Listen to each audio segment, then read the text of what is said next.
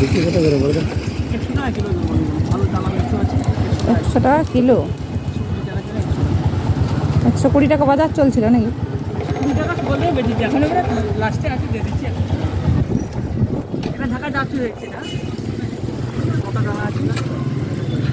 ওটা কত হচ্ছে? ওটাই দাও।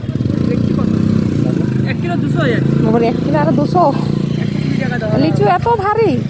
লিচুর দানাগুলো আছে না, না তুমি 100 টাকারই দাও।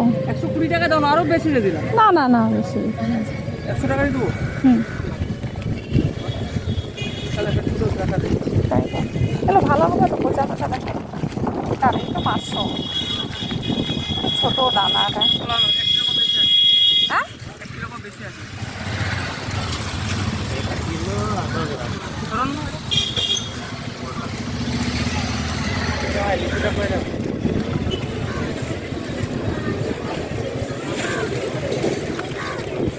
হ্যালো বন্ধুরা, গুড মর্নিং। সবাইকে মামি ব্লগ চ্যানেলে অনেক স্বাগত। এখন দেখো কোথাও একটা বেরিয়ে যাচ্ছি, শাড়ি টাড়ি পরেছি, হাতে ব্যাগ নিয়েছি, তাই না? তো কোথায় যাচ্ছি চলো যেতে যেতে তোমাদের সাথে শেয়ার করব। আর আজকে ফোনটা নিয়ে যাচ্ছি, যে ফোনটাতে ভিডিও শ্যুট নিই সেটা নিয়ে যাচ্ছি সঙ্গে করে। তাই যেতে যেতে ভিডিও শ্যুট নেব। আর চুলটা বেনুনি করে বেঁধেছি, এত গরমে কি বলবো। তো চলো রাস্তায় যেতে যেতে দেখা হচ্ছে, কথা হচ্ছে, সবাই কিন্তু সাথে থেকো।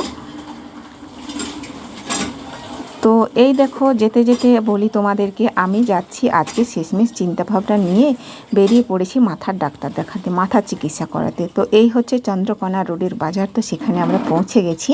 আর অনেকটাই গাড়ির জ্যাম ধরে গেছে, কেন জানো তো? ট্রেন লাইন যে আছে না, তো সেই ট্রেন লাইনে ট্রেন পারাপার হচ্ছিলো, সেই কারণে এপাশ থেকেও গাড়িগুলো সব থেমে গেছে, ওপাশ থেকেও গাড়িগুলো থেমে গেছে। তো ট্রেন পার হয়ে গেছে, তো তারপর কিন্তু মানে গাড়িগুলো ছেড়েছে, তো পরের পর যাচ্ছে। তো যেহেতু এত বড় বাজারের মধ্যে আর মেন রোড, তো সেই জন্য চন্দ্রকোনা রোড মানে মেন রোড, তো সেখান দিয়ে গাড়িগুলো এখন আস্তে আস্তে পার হচ্ছে। আমরা এমন পজিশনে পড়েছি, দুটো গাড়ির মাঝাখানায় পড়ে গেছি। আগের দিকে একটা লরি আর পিছনের দিকে একটা বাস। আর এদিকে কি হয়েছে জানো, গাড়ির স্টার্ট বন্ধ হয়ে গিয়েছিল। তো সেইখানটাতে এমন একটু প্রবলেমে পড়ে গিয়েছিলাম। যাই হোক, সেখান থেকে ক্লিয়ার করে এই যে বেরিয়ে যাচ্ছি। দেখো আবার চন্দ্রকোনা রোড পেরিয়ে একটু যেতে হচ্ছে, যে রোডটা আবার টাউন চন্দ্রকোনা রোড বলে। তো সেই লাইনটা ধরেই যেতে হচ্ছে। সেই লাইনটা যেতে যেতে আবার বাঁ দিকে চলে যাব একটা মানে এমনি স্বাভাবিক রাস্তায়। এটা এখনও মেন রোড থেকে, চন্দ্রকোনা রোড থেকে বেরিয়ে আমরা এই যে আবার যাচ্ছি। দেখো যে জায়গাতে চেম্বার সেই জায়গাতে পৌঁছে গেছি। তো আজকে মেঘলা আবহাওয়া। এই ভিডিও শ্যুট নেওয়া হচ্ছে আমার গত বৃহস্পতিবারে। তো গত শুক্রবারে ভিডিওটা আমার পাবলিক হতো, সেটা আমি কি বলবো পিছিয়ে গেছি একদিন, কারণ যেদিন আমি যাই ওই জায়গাতে সেদিন আমি ভিডিও কোনো পাবলিক করতে পারিনি। আর এই হলো চেম্বার, এখানে মাটির তলাতে চেম্বারটা, আমরা বসে আছি ওপরে মানে একদম সমতল জায়গাটাতে। আর এর মাটির তলাতে আবার রুম রয়েছে, সেখানে ডাক্তারবাবু বসছে। এটা ওপরতলা, ওদিকে ওষুধ নিয়ে বেরোচ্ছে, ওপরতলায় আবার ওষুধের দোকানটা, মধ্যতলাটা আমরা বসে আছি, মানে যেটা লেভেল জায়গা আর কি মাটি থেকে। তো তার নিচে আছে ডাক্তারবাবুর চেম্বার। তো অনেক ভিড়। আমি নাম পেয়েছি কতজনের পর জানো? আমার লিস্টে নাম এসেছে 85 নাম্বারে। তো 85 নাম্বারের নাম ভাবতে পারছো, এখন 85 জন পেশেন্ট, 84 জন পেশেন্ট দেখা হবে। তারপরে মানে ওপরে এতখানা লোক, আবার অনেক লোক ভিতরের দিকে বসে আছে। আর এত সুন্দর আজকে বাতাস বইছে, বৃহস্পতিবারের আবহাওয়াটা কিন্তু বাতাসে বাতাসে একটু সুন্দরভাবে কেটেছে। তো খুব ভালো লাগছে ওই যে।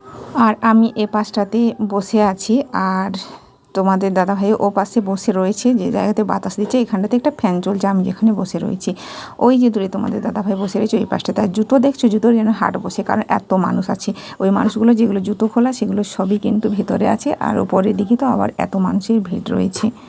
তো যাই হোক বন্ধুরা, 12টা মানে পৌনে 1টা বাজতে যাচ্ছে। তো আমার ডাক্তার দেখুন এখন সবেমাত্র কমপ্লিট হলো। তো এখন দেখো বেরিয়ে যাব। আবার ওষুধ এখানে নেওয়া হলো, কিন্তু চশমা করে যেতে হবে। আবার চশমার লেন্সটা চেঞ্জ করতে ডাক্তারবাবু লিখে দিয়েছে, এই লেন্সটাতে আর কাজ করছে না। তো যাই হোক চলো সেখানে দেখা হচ্ছে। পৌঁছে গেলাম চশমা ঘরে। এই যে দেখো, সেই হলো দৃষ্টিমঙ্গল চশমা ঘরের নাম। আর ওই যে ওদিকে দেখাচ্ছে, দেখো একটা ফুটেজ আছে ওখানে। তো ও ফুটেজটাতে দেখতে পাওয়া যাচ্ছে চন্দ্রকোনা রোডের যাতায়াতের রাস্তাটা। আর আমরা এটা অনেকটাই ভিতরে দোকানটা, তো সেই জন্য ফুটেজটাতে আমি বারবার তোমাদের দাদাভাইকে দেখিয়ে দিচ্ছি, বুঝিয়ে দিচ্ছি তুমি গাড়িটা কোন জায়গাতে রেখেছো। বলা যায় না গাড়ি লক করেছো, বলে না। তো বললাম তুমি যে জায়গাতে রেখেছো সেই জায়গাটা ভালো করে নজর করো, আর ওখানটাতে ফলো রেখো, ওদিকে নজর রেখে। বলা যায় না, শহর বাজারের মধ্যে অনেক কিছু ঘটতে পারে, তাই না? তো সেই জন্য সাবধানতা হয়ে থাকাটাই ভালো। ওদিকে চশমার লেন্সটা আমার চেঞ্জ করতে গেছে দাদাভাইটা, আমরা এদিকে বসে আছি। ওদিকে আবার অপোজিটে আয়নায় দেখা যাচ্ছে আমাদেরকে লেন্সে। তো আমি আছি, আর তোমাদের দাদাভাই বসে আছে, আবারও একটা দিদিভাই আছে। তো ও দিদিভাই বলবো না, যেহেতু একেবারে অল্প বয়সের মেয়ে, তো যাই হোক ছোটো বোনের মতো সে ফোন দেখেই ব্যস্ত, আর কথা গল্প হচ্ছিল দুজনের মধ্যে। যাই হোক চশমা ঘর থেকে বেরিয়ে গেলাম বাইক নিয়ে। দেখো আবার একটু বাজারের দিকে ফিরে আসলাম। তো এই যে কী নিতে হবে, কিছু তো নিতে হবে বলো, এসেছি এত দূর রাস্তা বাড়ি বয়ে। আর তো যাই হোক কিছু নেব ভাবছি, আম পাকা নেব আর লিচু নেব। এখন তো লিচু আমদানি হয়ে গেছে বাজারে, তো সেই কারণেই তোমার দাদাভাইকে বললাম চলো একটু বাজারের দিকে যাওয়া যাক। তো সেখান থেকে বেরিয়ে বাজারের পথে এদিকে এসেছি। তো এই পাশে একজন লিচুওয়ালা আছে দেখে বললাম ওইখানে জিজ্ঞাসা করে চলো, ঠেলার মতো কাছে লিচু নিলে অল্প দাম হবে হয়তো। তো যাই হোক এই যে দেখো একটা ঠেলায় চলে এসেছি। তো লিচুর দাম জিজ্ঞাসা করলাম, তো যাই হোক ওর লিচুর দামের সঙ্গে দাম কিন্তু পড়ছে না। 120 টাকা কিলো বলে। আমি বলি না 120 টাকা দিয়ে লিচু নেবো না, এত দাম হতেই পারে না, 100 টাকা বলো। ঠিক আছে। তো যাই হোক ওখান থেকে আবার একটা অন্য জায়গায় দেখবো, চলো তোমাদের দাদাভাইকে বললাম এগিয়ে চলো। তো বাইকটা ব্যাক করে আবার দেখো এগিয়ে যাচ্ছি আরেকটা রাস্তার দিকে। ওদিক দিয়ে বাস যাচ্ছে, বাস দাঁড়িয়ে আছে দেখো, অনেক লম্বা করে বাসটা, তাই না? দিক থেকে লরি আসছে, গাড়ি ঘোড়ার মানে সব সময়তেই এত বড় বাজার। তো চন্দ্রকোনা রোডের এখানে তো বাস স্ট্যান্ডের দিকে যাচ্ছি, তো সেখানটাতে ভালোই গাড়ি ঘোড়ার ভিড় আছে, মানুষজনেরও ভিড় আছে। প্রায় 1টা বেজে গেছে এখন সময় তবুও। তো যাই হোক ওদিকে সারি সারি ফলের দোকান, দোকানে নেবো না, নেবো ঠেলায়, ঠেলায় হলে একটু দামটা সস্তা হবে। তো সেই জন্য ঠেলার কাছে চলে যাচ্ছি। তো ওই যে দূরে দেখো চলে গেলাম কাছাকাছি, ওখানেও একজন লিচুওয়ালা আছে। তো শুধু লিচু আছে, এর কাছে আম নেই, তো আম নিতে হবে। ওই দাদাকে জিজ্ঞাসা করলাম কত তোমার লিচুর দাম, সে বলে 100 টাকা কিলো। আমি ঠিক আছে তাহলে 1 কিলো দিয়ে দাও। যাই হোক 20 টাকা বাঁচলো, 20 টাকা বাঁচালো মানে অনেকটাই নিজেদের সলভ হবে। তো কেন ওকে বেশি দাম দিতে যাবো, ন্যায্য দাম যেটা সেটাই তো নিতে হবে বলে। সারা বাজারে যদি 100 টাকা 120 টাকা লিচুর দাম হয়ে থাকতো তাহলে কিন্তু 120 টাকাই দিতাম, কিন্তু না, জানি তো যে এতটা হতেই পারে না। গতকালকে তোমাদের দাদাভাই লিচু কিনেছিল, বলে 100 টাকা কিলো, সেই কারণে আমার আরও বেশি আমি একদম মানে কনফার্ম হয়ে গেছি যে এত দাম হতেই পারে না। সে দাদাভাইটা বুঝিয়ে বুঝিয়ে বলে এত দেবো না, এত দেবো, এত দেবো না, এত দেবো।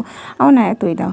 তো বন্ধুরা এবার চলো বাড়ি গিয়ে দেখা হচ্ছে, কথা হচ্ছে। আর এখানে ভিডিও শ্যুট নিতে পারবো না, অনেকটাই টায়ার্ড লাগছে বাতাস বইলেও, কারণ খাওয়া দাওয়া সেরকম ঠিকঠাক নেই। তো চলো বাড়ি গিয়ে কথা হচ্ছে।